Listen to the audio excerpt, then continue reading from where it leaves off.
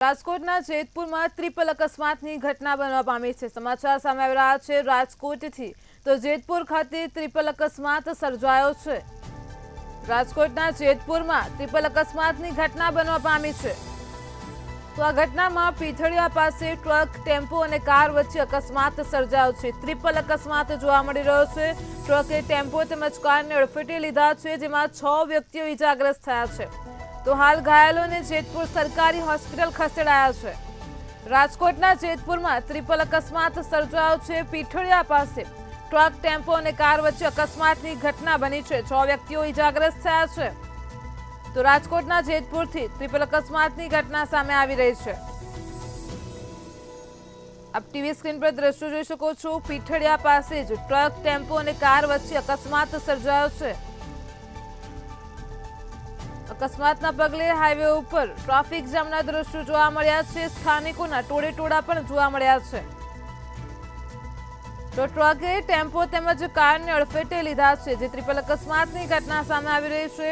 હાલ તો ઘાયલોને જેતપુર સરકારી હોસ્પિટલમાં ખસેડવામાં આવ્યા છે। આ ઘટનામાં 6 લોકો ઈજાગ્રસ્ત થયા છે।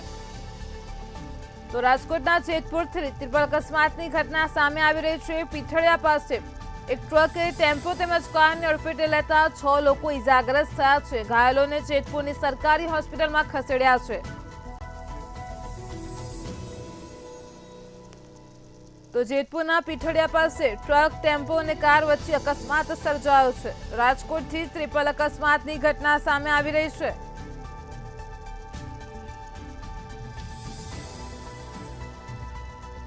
આ ઘટનામાં ટ્રકે ટેમ્પો તેમજ કારને અડફેટે લેતા 6 લોકો ઈજાગ્રસ્ત થયા છે। તમામ ઘાયલોને જેતપુરની સરકારી હોસ્પિટલમાં ખસેડ્યા છે। તો સમાચાર સામે આવી રહ્યા છે રાજકોટથી। રાજકોટના જેતપુરમાં ટ્રિપલ અકસ્માતની ઘટના બનવા પામી છે।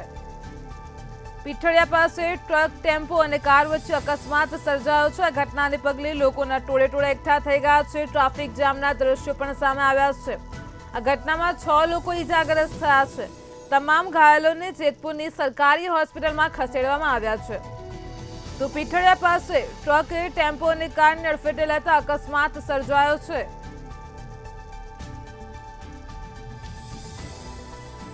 રાજકોટના જેતપુરની ઘટના સામે આવી રહી છે। પીઠળિયા પાસે ટ્રક, ટેમ્પો અને કાર વચ્ચે ટ્રિપલ અકસ્માત જોવા મળ્યો છે।